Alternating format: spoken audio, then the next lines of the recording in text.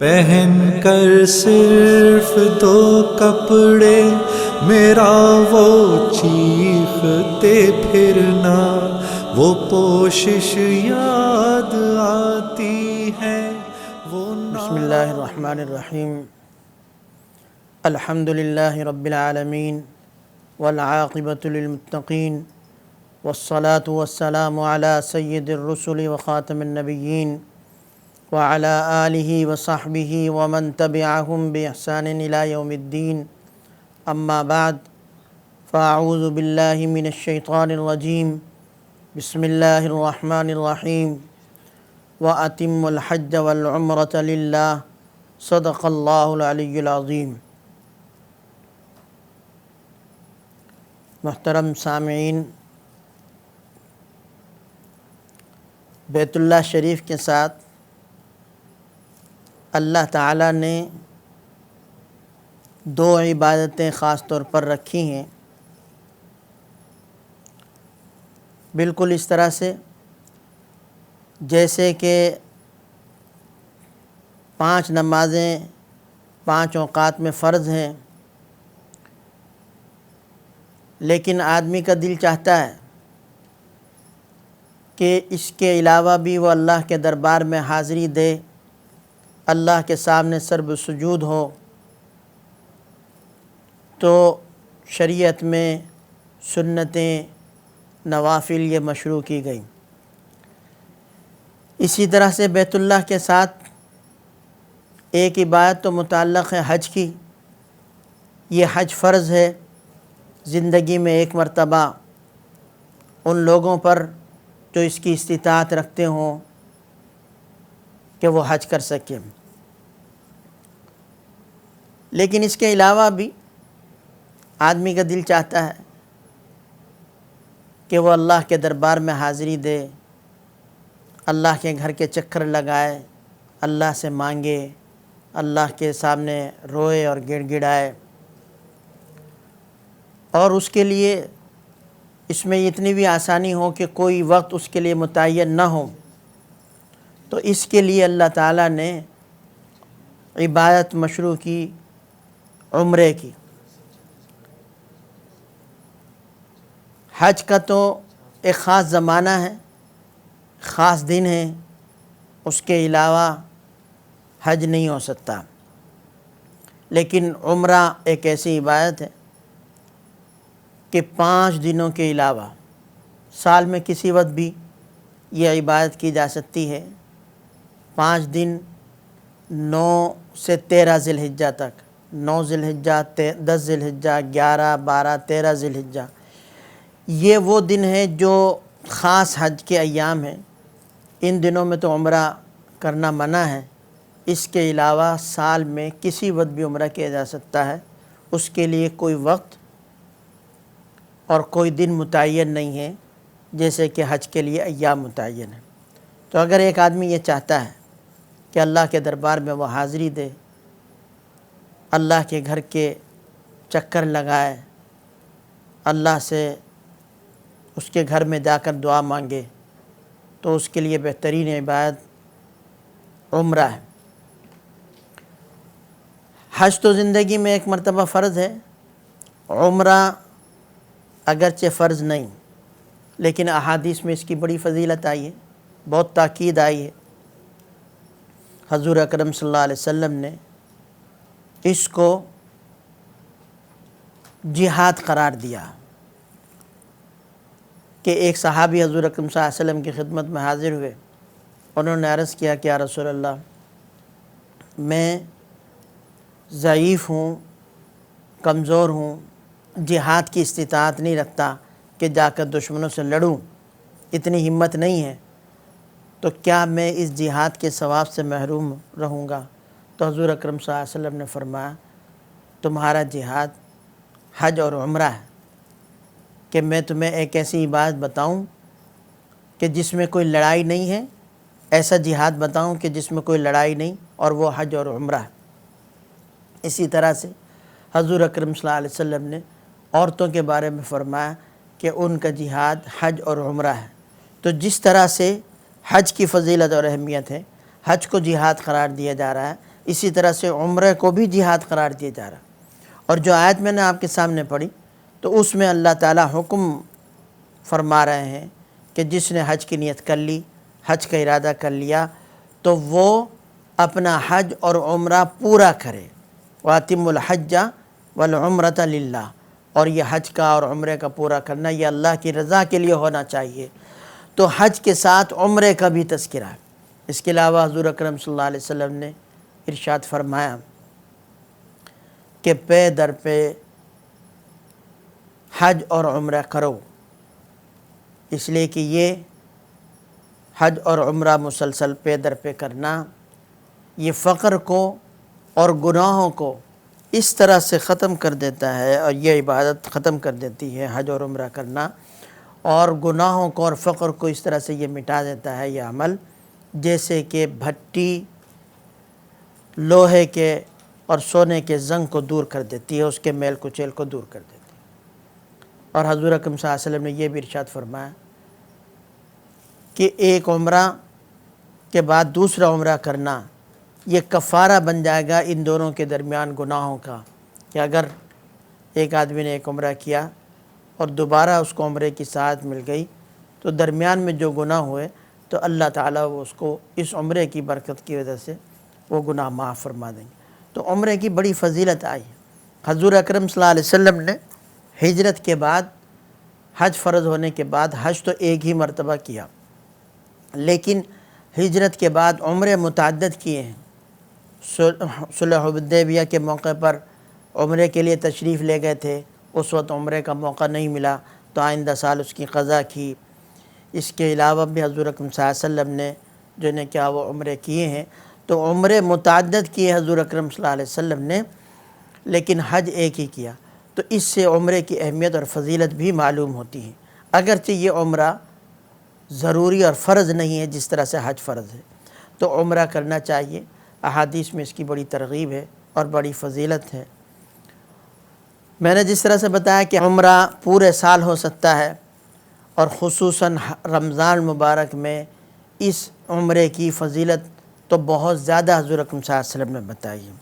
حضور اکرم صلی اللہ علیہ وسلم نے اگرچہ خود رمضان مبارک میں عمرہ نہیں فرمایا، کیونکہ رمضان مبارک کی دیگر عبادات کے اندر خصوصاً اعتکاف میں آپ کی مشغولیت اور مصروفیت کی وجہ سے آپ نے عمرہ نہیں کیا، لیکن رمضان مبارک میں عمرے کی فضیلت آپ نے بہت بیان فرمائی۔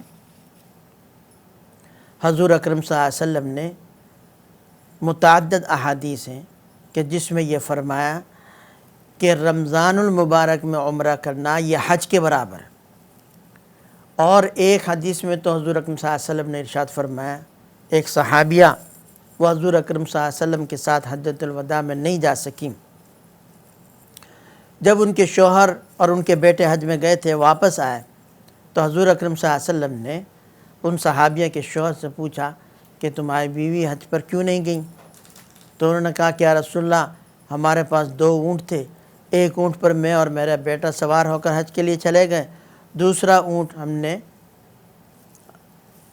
اللہ کے راستے میں وقف کر دیا تھا فی سبیل اللہ، اس لیے اس کو ہم نے استعمال نہیں کیا سواری کے لیے، تو چونکہ دوسری کوئی سواری میسر نہیں تھی تو میں اپنی بیوی کو حج کے لیے نہیں لے کر گیا۔ تو حضور اکرم صلی اللہ علیہ وسلم نے فرمایا کہ اللہ کے بندے، حج بھی تو فی سبیل اللہ ہے، اگر اس میں تم حج کرا دیتے اس اونٹ پر سوار ہو کر تو یہ اللہ کے راستے میں ہی خرچ ہوتا ہے یہ اونٹ۔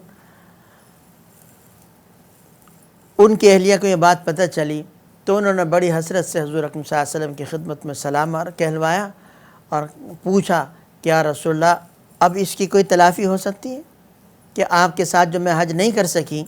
تو حضور اکرم صلی اللہ علیہ وسلم نے سلام کا جواب کہلوایا اور کہا کہ رمضان میں عمرہ کر لو، رمضان میں عمرہ کرنا میرے ساتھ حج کرنے کے برابر ہے، یعنی اس کی اتنی اہمیت اور فضیلت ہے۔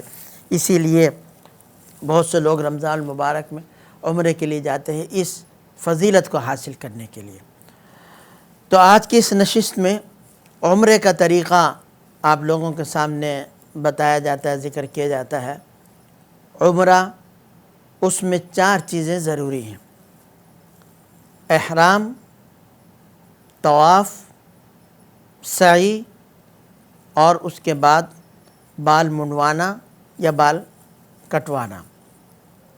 پہلی دو چیزیں یعنی احرام اور طواف یہ فرض ہیں، جبکہ سعی اور بال کٹوانا یا منڈوانا یہ واجب ہے۔ یہ چار چیزیں عمرے کے اندر ضروری ہیں، اس کے ذریعے سے عمرہ مکمل ہو جاتا ہے۔ تو سب سے پہلے احرام کی بات کریں گے۔ احرام کہتے ہیں عمرہ یا حج کی نیت کرنے کو، کہ آدمی حج اور عمرے کی نیت کرتا ہے اور اس کے ذریعے سے اپنے اوپر بہت ساری چیزیں وہ حرام کر لیتا ہے، ممنوع ہو جاتی ہیں، جو احرام کے علاوہ اس کے لیے جائز ہے۔ مثال کے طور پر سلا ہوا کپڑا پہننا، سر کو ڈھانپنا، چہرے کو ڈھانپنا، خوشبو لگانا، یہ ایسی چیزیں ہیں جو احرام کے علاوہ اس کے لیے جائز ہیں۔ ان کا کرنا اور ان کا استعمال کرنا یہ اس کے لیے بالکل حلال ہے۔ لیکن جب اس نے احرام کی نیت کر لی تو اب یہ ساری چیزیں منع ہو جاتی ہیں۔ جس طرح سے تکبیر تحریمہ، کہ جب آدمی نماز شروع کرتا ہے اللہ اکبر کہتا ہے، تو اس اللہ اکبر کہنے کے ذریعے سے بہت ساری چیزیں اس کے لیے منع ہو جاتی ہیں جو اس سے پہلے اس کے لیے جائز تھی۔ ادھر ادھر دیکھنا، چلنا پھرنا، کھانا پینا، کسی سے بات کرنا، یہ ساری چیزیں تکبیر تحریمہ سے پہلے اس کے لیے جائز تھیں۔ لیکن جب اس نے نماز کی نیت باندھ لی اور اللہ اکبر کہا تو یہ ساری چیزیں منع ہو گئیں۔ تو اس کو تکبیر تحریمہ کہتے ہیں، کہ وہ تکبیر جو عظمت والی بھی ہے اور جو ان چیزوں کو حرام کرنے والی۔ تو اسی طرح سے جب ہم حج میں یا عمرے میں نیت کرتے ہیں، احرام باندھتے ہیں، تو اس کے ذریعے سے بہت ساری چیزیں ہمارے لیے منع ہو جاتی ہیں۔ تو اس کو کہتے ہیں احرام۔ احرام کا طریقہ یہ ہے کہ آدمی احرام سے پہلے اپنے جسم کی صفائی کر لے، غیر ضروری بال جنے کیا وہ کاٹ لے، ناخن کاٹ لے، سر کے بال درست کر لے، مونچھیں جنے کیا وہ اپنی درست کر لے۔ اس کے بعد وہ غسل کرے احرام کی نیت سے۔ یہ غسل کرنا سنت ہے۔ اگر غسل کرنے کا موقع نہ ہو تو وضو ہی کر لے، وضو پر اکتفا کر لے۔ تو غسل کرنا یہ سنت ہے احرام سے پہلے۔ حضور اکرم صلی اللہ علیہ وسلم نے جب احرام باندھا تو اس سے پہلے آپ نے غسل فرمایا، تو یہ غسل کرنا سنت ہے۔ تو غسل کر لے۔ غسل کرنے کے بعد دو چادریں مرد پہن لے، ایک نیچے باندھ لے تہبند، اور دوسرا اوپر جنے کیا وہ چادر اوڑھ لے۔ یاد رکھیے یہ چادریں پہننا یہ احرام کی علامت ہے، یہ احرام کا لباس ہے، یہ احرام نہیں ہے۔ ہم اس کو بھی احرام بول دیتے ہیں، لیکن اصل احرام جس کے ذریعے سے پابندی شروع ہوتی ہے وہ ان چادروں کا نام نہیں ہے۔ اسی لیے احرام چادریں پہننے کے بعد ابھی اس کے اوپر پابندیاں شروع نہیں ہوئیں، اور یہی وجہ ہے کہ یہ احرام کی چادریں اگر وہ بدلنا چاہے تو بدل بھی سکتا ہے۔ یہ احرام کا صرف لباس ہے، احرام کی علامت ہے۔ تو ان چادروں کو بھی اس وجہ سے احرام کہہ دیا جاتا ہے، لیکن اصل احرام وہ ہے کہ جو آدمی نیت کر کے اپنے اوپر یہ چیزیں حرام کر لیتا ہے۔ غسل کر لیا، دو چادریں پہن لی، اس کے بعد 2 رکعت نفل نماز پڑھے، بشرطے کہ وہ نماز کا وقت ہو۔ اگر نماز کا وقت نہیں ہے، 3 اوقات ایسے ہیں کہ جس میں بالکل نماز پڑھنا منع ہے۔ ایک طلوع شمس کا وقت، ایک زوال کا وقت، اور ایک سورج غروب ہونے کا وقت۔ ان 3 اوقات میں کسی قسم کی کوئی نماز نہیں پڑھی جا سکتی۔ اس کے علاوہ 2 اوقات یہ مکروہ اوقات ہیں جس میں نوافل وغیرہ پڑھنا منع ہے۔ عصر کے بعد کا وقت اور اسی طرح سے صبح صادق سے لے کر طلوع آفتاب تک کا وقت، یہ مکروہ اوقات کہلاتے ہیں، کہ اس وقت میں فجر کی 2 سنتیں تو پڑھ سکتے ہیں، اس کے علاوہ کسی قسم کی سنت اور نوافل پڑھنا ان اوقات میں منع ہے۔ اسی طرح سے عصر کے بعد غروب آفتاب تک کوئی بھی نفل وغیرہ پڑھنا منع ہے۔ تو اگر یہ اوقات ہیں تو ان اوقات میں تو نفل نماز نہ پڑھے۔ اگر یہ اوقات نہیں ہیں تو 2 رکعت نفل پڑھ لے احرام کی نیت سے، یہ بھی سنت ہے۔ حضور اکرم صلی اللہ علیہ وسلم نے ایسا کیا۔ اس کے بعد نیت کرے عمرے کی۔ عربی میں اس کے الفاظ ہیں اللہم انی ارید العمرۃ فیسرھا لی وتقبلھا منی، اے اللہ میں عمرے کا ارادہ کرتا ہوں تو اس کو میرے لیے آسان فرما دے اور اس کو قبول فرما لے۔ جب آپ نے یہ نیت کر لی تو نیت کرنے کے بعد تلبیہ پڑھیں۔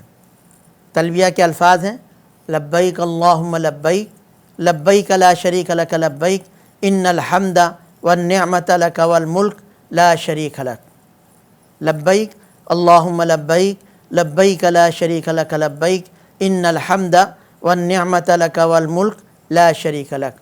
یاد رکھیے نیت مکمل ہوتی ہے تلبیہ پڑھنے سے۔ اگر ایک آدمی نے نیت کر لی اور تلبیہ نہیں پڑھا تو ابھی نیت مکمل نہیں ہوئی۔ تو نیت کے ساتھ تلبیہ پڑھنا ضروری ہے، ایک مرتبہ پڑھنا ضروری ہے، 3 مرتبہ پڑھنا سنت ہے۔ حضور اکرم صلی اللہ علیہ وسلم نے جب اس طرح سے تلبیہ پڑھا تو 3 مرتبہ جو ہے کہ تلبیہ پڑھا تو 3 مرتبہ تلبیہ پڑھنا سنت ہے۔ جب آپ نے نیت کر لی، تلبیہ پڑھ لیا، تو اب آپ کے اوپر احرام کی پابندیاں شروع ہو گئیں۔ اب آپ کا احرام شروع ہوا ہے، نیت اب مکمل ہوئی ہے۔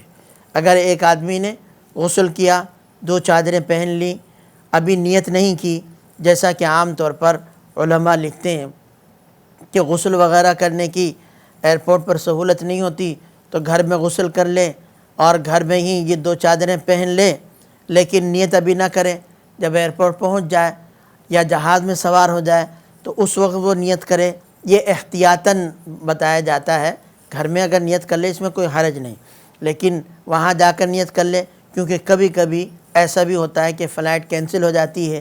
اگر آدمی نے نیت گھر میں کر لی تو اب اس کا احرام بندھا رہے گا 1 دن یا 2 دن، جب تک آئندہ اس کو فلائٹ نہ ملے، تو اس کی پابندی احرام کی لمبی ہو جائے گی، احرام طویل ہو جائے گا۔ تو اس لیے احتیاطاً علماء یہ بتاتے ہیں کہ جب ایئرپورٹ پر پہنچ جائے اور بورڈنگ وغیرہ ہو جائے تو اس وقت نیت کر لے، جہاز میں جانے سے پہلے یا جہاز میں سوار ہونے کے بعد۔ بہرحال یہ بات یاد رکھیے کہ جب آپ نیت کر لیں گے، تلبیہ پڑھ لیں گے، تو اب آپ کی احرام کی پابندی شروع ہوں گی، آپ کی نیت مکمل ہو گئی۔ احرام کی ضروری پابندی یہ ہے کہ مرد کسی قسم کا سلا ہوا لباس نہیں پہن سکتا۔ قمیص، شلوار، بنیان، انڈر ویئر، اس طرح کی کوئی بھی چیز جو سلی ہوئی ہو، سلا ہوا لباس ہو اور لباس کے طور پر اس کو پہنا جاتا ہے تو اس کو وہ نہیں پہن سکتا۔ یہ مرد کے لیے پابندی ہے۔ دوسری پابندی یہ ہے کہ وہ اپنا سر نہیں ڈھانپ سکتا، اپنا چہرہ نہیں ڈھانپ سکتا اس طرح سے کہ کپڑا چہرے پر یا سر پر لگے، یہ پابندی ہے۔ حدیث میں آتا ہے، حضور اکرم صلی اللہ علیہ وسلم نے ارشاد فرمایا کہ عورت کا احرام اس کے چہرے میں ہے اور مرد کا احرام اس کے سر میں ہے، تو سر ڈھانپنا اور اسی طرح سے چہرہ ڈھانپنا یہ مرد کے لیے احرام میں منع ہے۔ کسی قسم کی خوشبو لگانا، خوشبو والی چیز استعمال کرنا یہ منع ہے۔ خوشبو بھی نہیں لگا سکتا، خوشبو والا صابن نہیں استعمال کر سکتا، کوئی ایسی چیز جس میں خوشبو ملی ہوئی ہو وہ خوشبو استعمال نہیں کر سکتا، کوئی ایسی کریم، حتیٰ کہ کوئی ایسی دوائی وغیرہ جس میں خوشبو ملائی گئی ہے اس کا استعمال بھی منع ہے۔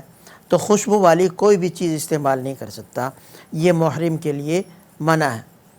ایک پابندی محرم کے لیے یہ ہے کہ جسم کے کسی حصے کے بال کاٹنا، اس کو کتروانا، اس کو نوچنا، اکھاڑنا یہ منع ہے، چاہے وہ سر کے بال ہوں، داڑھی کے بال ہوں، جسم کے کسی اور حصے کے بال ہوں، یہ بال کاٹنا اور اس کو اکھاڑنا، نوچنا یہ منع ہے۔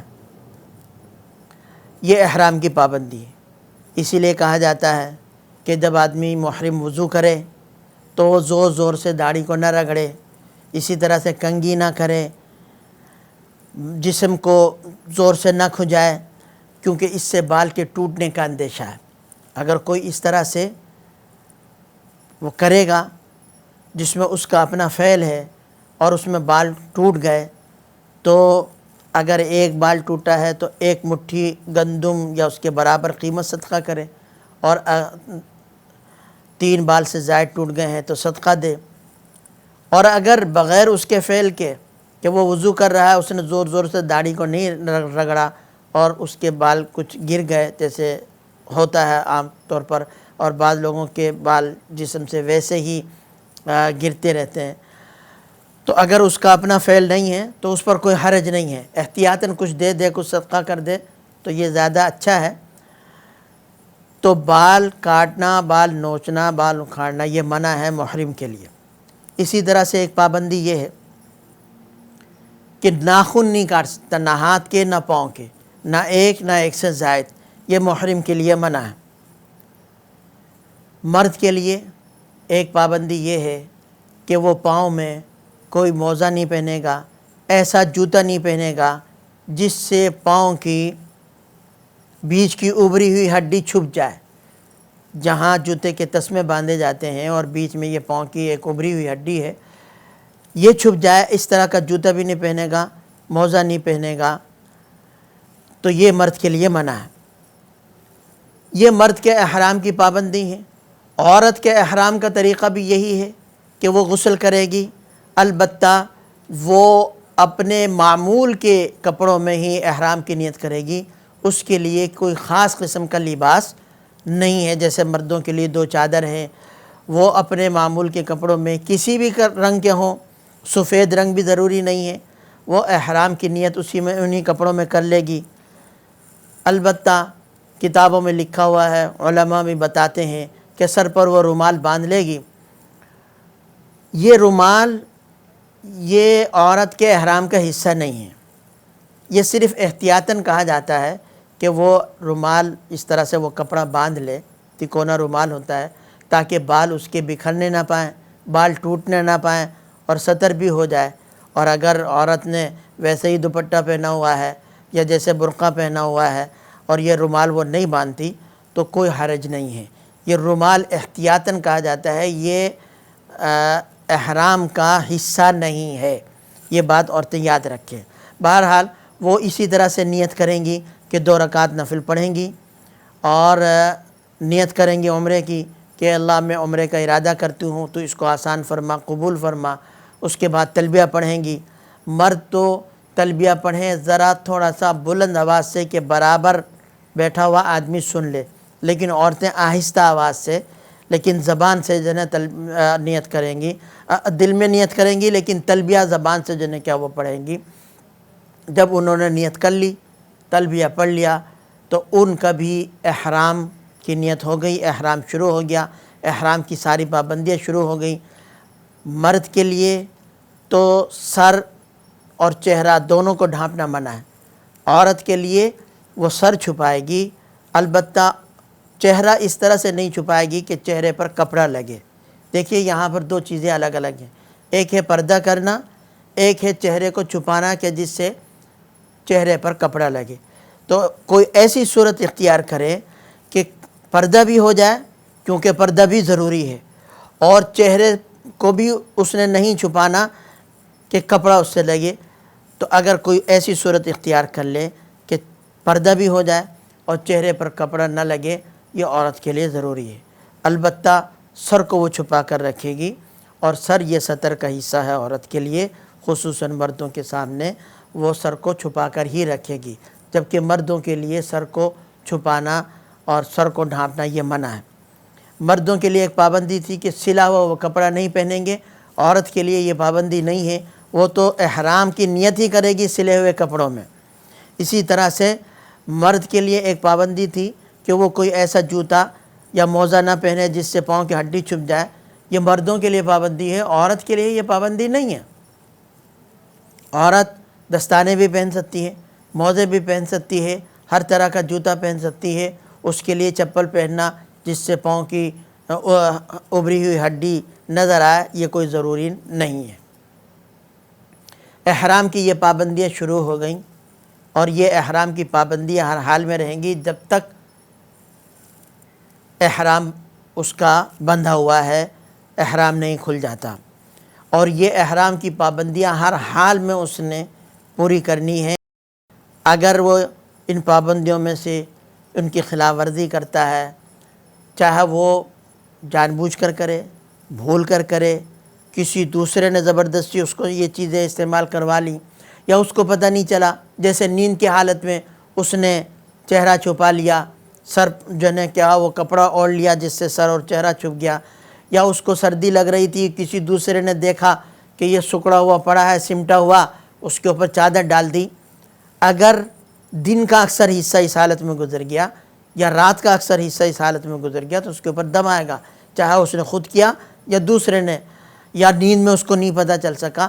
ہر حال میں یہ پابندی کا اس نے لحاظ رکھنا ہے، خیال رکھنا ہے۔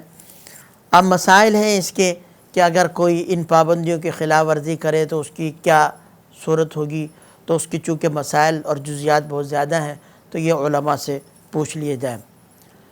آدمی اس طرح سے احرام باندھ کر اپنے گھر سے چلے گا یا ایئرپورٹ سے وہ کر لے گا، یا جہاز میں میقات سے پہلے وہ یہ نیت کر لے تو یہ احرام اس کا شروع ہو گیا۔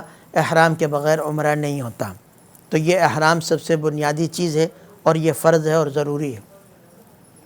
آپ مکہ مکرمہ پہنچ گئے، سامان آپ نے اپنی جگہ پر رکھ دیا، آپ وہاں اپنی ضروریات سے فارغ ہو جائیں، وضو کریں، وضو کرنے کے بعد آپ کی کوشش یہ ہونی چاہیے کہ سب سے پہلے بیت اللہ جائیں، حرم جائیں۔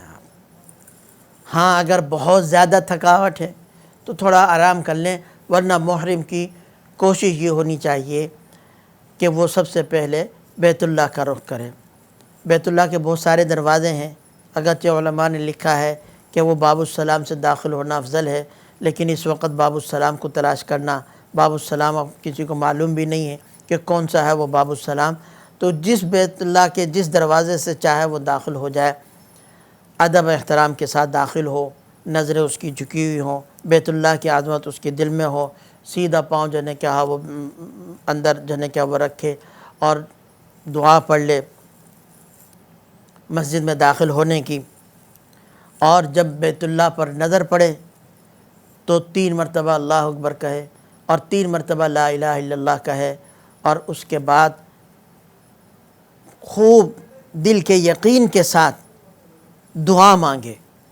کوشش یہ کرے کہ راستے میں کھڑا نہ ہو، اس لیے کہ آنے جانے والوں کا ہجوم ہوتا ہے، ازدحام ہوتا ہے، تو بیچ راستے میں کھڑے ہونے سے دوسروں کو بھی تکلیف ہوتی ہے، اس کو بھی دھکے لگتے ہیں، اور وہاں پر جو ڈیوٹی پر پولیس والے متعین ہوتے ہیں وہ کھڑا بھی نہیں ہونے دیتے۔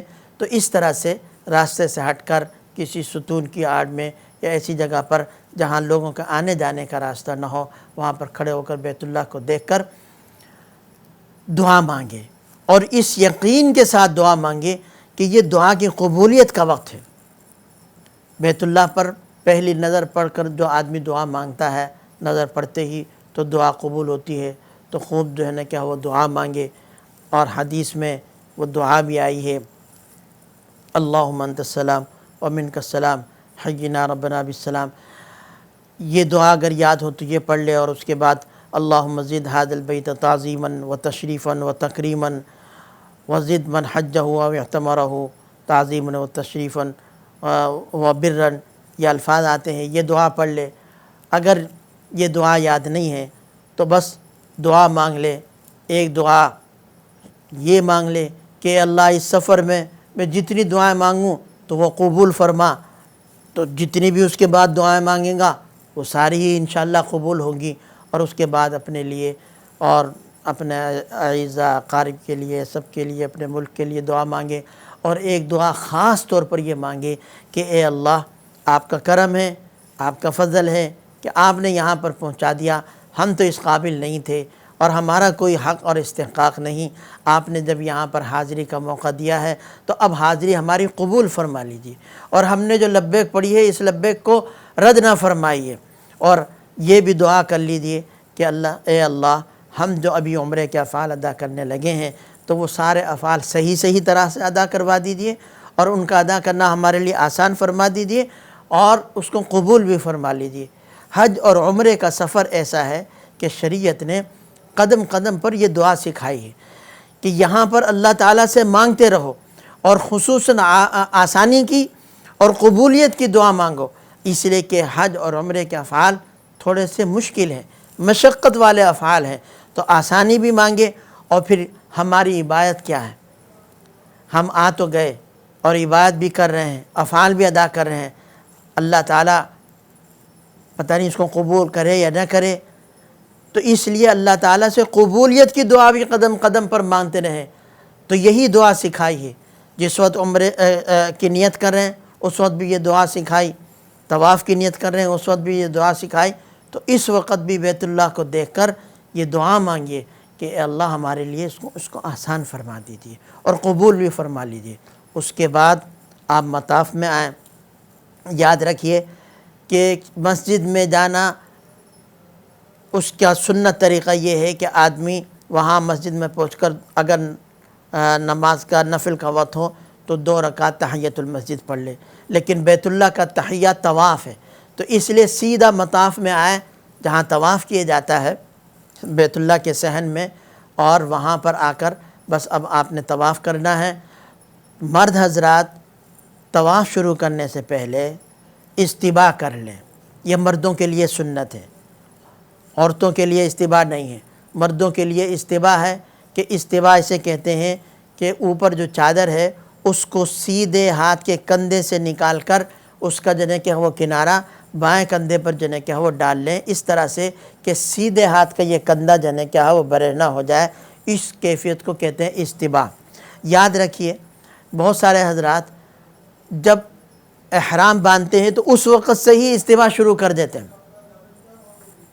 استباء صرف طواف کی حالت میں ہوتا ہے اور ہر طواف میں نہیں ہوتا، وہ طواف جس کے بعد سعی کرنی ہے اس میں یہ استباء سنت ہے، تو یہ استباء کر لیجئے۔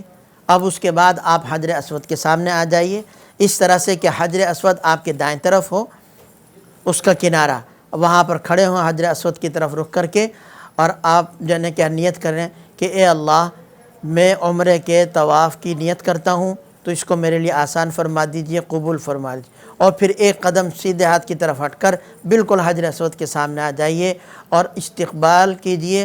استقبال اس کو کہتے ہیں کہ جس طرح سے نماز میں تکبیر تحریمہ کے وقت ہاتھ اٹھاتے ہیں کانوں تک، اس طرح سے بسم اللہ اللہ اکبر وللہ الحمد کہہ کر جو ہے کہ وہ ہاتھ اٹھائیے، پھر ہاتھ چھوڑ دیجئے اور اب استلام کیجئے۔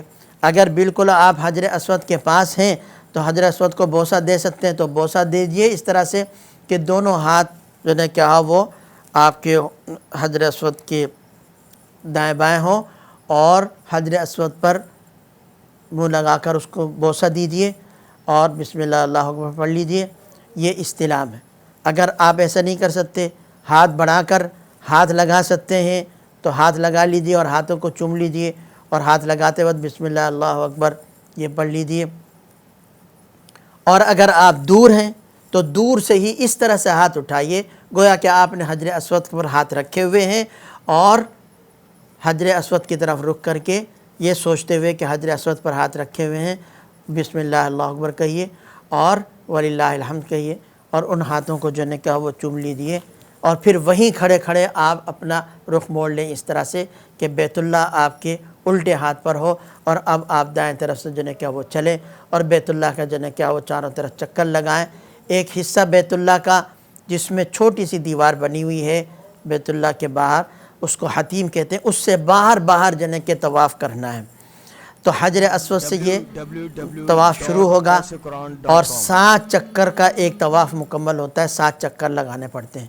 تو حجر اسود سے آپ شروع کریں اور چکر لگائیں اس طرح سے کہ بیت اللہ آپ کے الٹے ہاتھ کی طرف ہوگا، اور نظریں سامنے رکھیں یا نیچے رکھیں، بیت اللہ کی طرف دیکھنا یا دائیں بائیں جو ہے کہ وہ دیکھنا اس طرح سے کہ بیت اللہ کی طرف پیٹھ ہو جائے یا بیت اللہ کی طرف رخ ہو جائے یا سینہ بیت اللہ کی طرف پھر جائے، یہ منع ہے، اس سے طواف ناقص ہو جاتا ہے۔ تو سامنے کی طرف نظر کرتے ہوئے آپ چلیں، جب حجر اسود پر آئیں تو اسی طرح سے جو ہے کہا وہ استلام کریں، جس طرح سے شروع میں استلام کیا تھا کہ بیت اللہ کی طرف حجر اسود کی طرف رخ کر کے ہاتھ اس طرح سے اٹھائیں۔ ہاتھوں کو بہت زیادہ بلند نہیں کرنا چاہیے، سینے کی محاذات میں، کہ حجر اسود اگر آپ کے سامنے ہو تو آپ جس طرح سے حجر اسود پر ہاتھ رکھیں گے اس طرح سے اتنے ہاتھ اٹھائیں، اور اسی طرح سے جو ہے کہ استلام کریں۔ طواف اس طرح سے آپ نے 7 چکر لگانے ہیں اور ہر دفعہ حجر اسود پر آ کر استلام کرنا ہے۔ شروع میں اور آخر میں یہ استلام کرنا سنت موقدہ ہے۔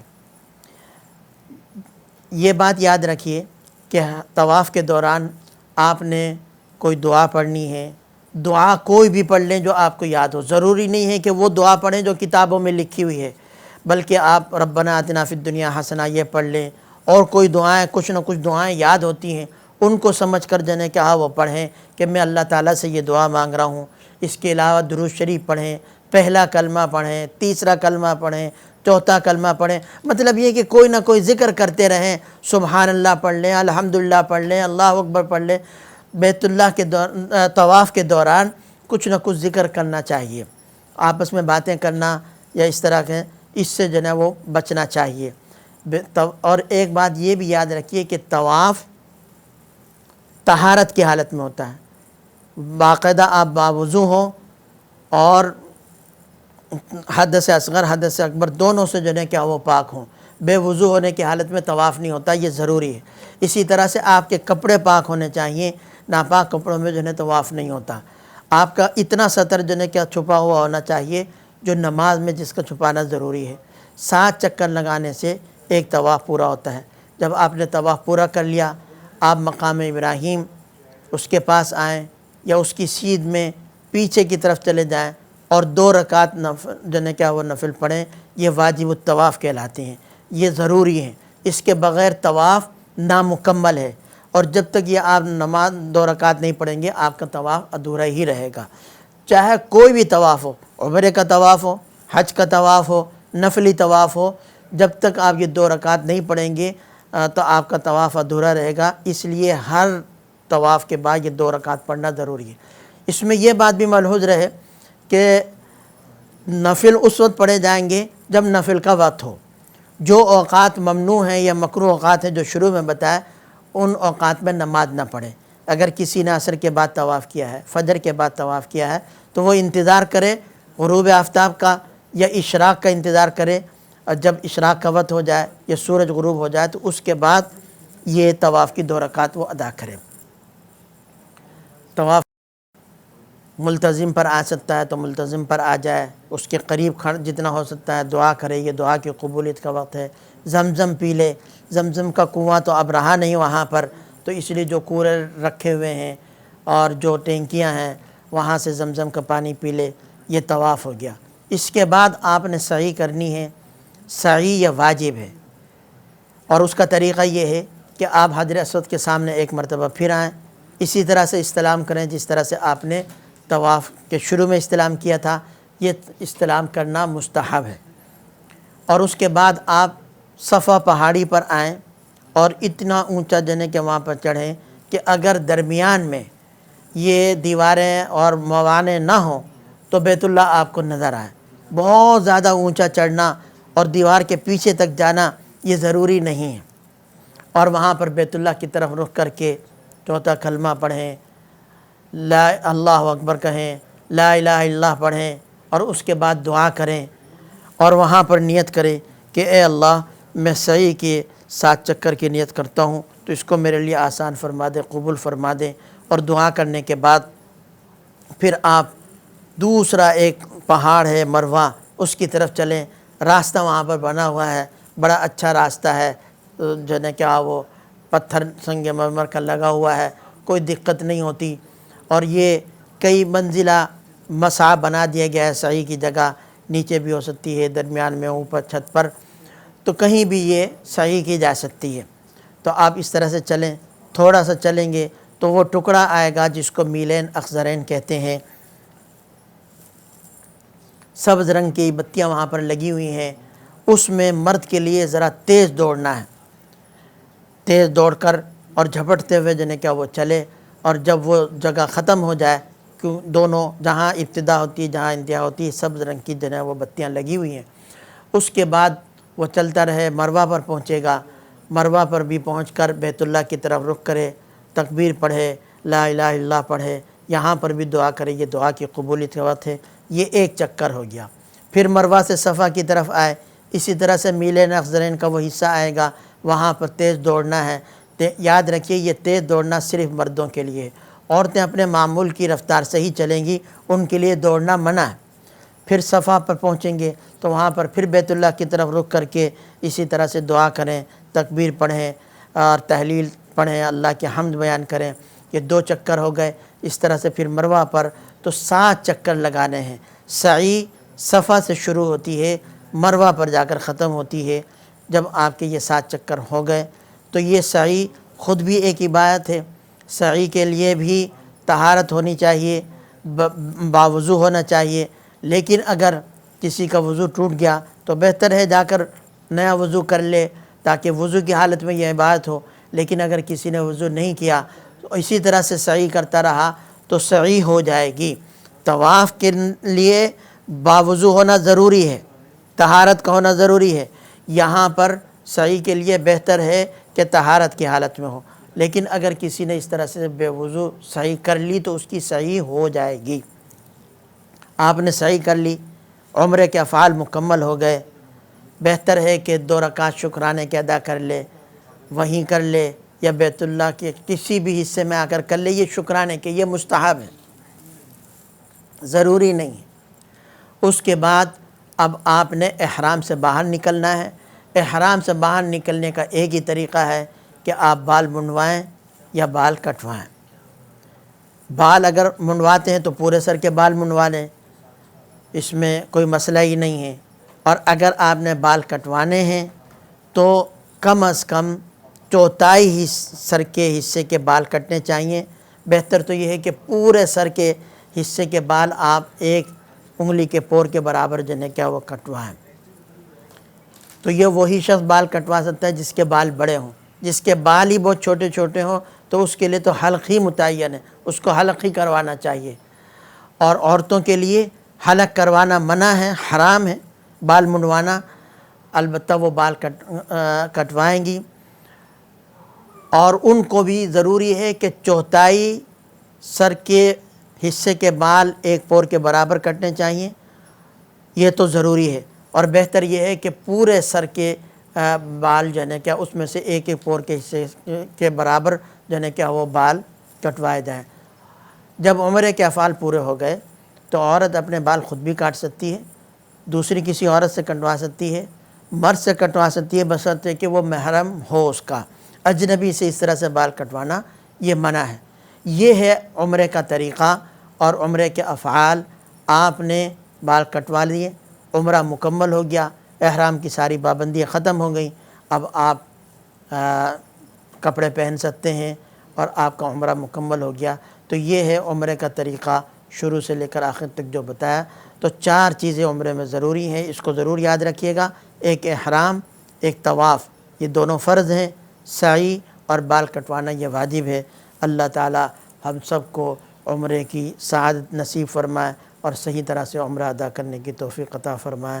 وآخر دعوانا الحمدللہ۔ کبھی وہ دوڑ کر چلنا، کبھی رک رک کے رہ جانا، وہ چلنا